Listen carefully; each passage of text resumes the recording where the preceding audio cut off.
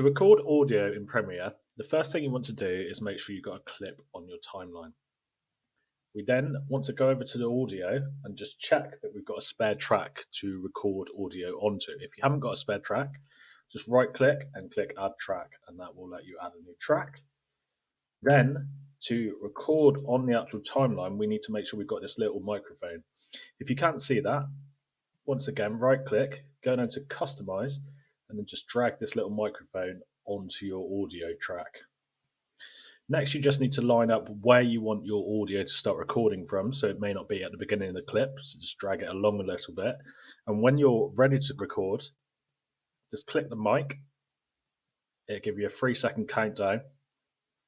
And then you can start recording and say whatever you like to say, and say this is a dog in a hat. And then press space or the microphone again to finish recording. If you don't get an audio input, you just want to right click on here, come over to voice over record settings, and just check that your source and input is correct.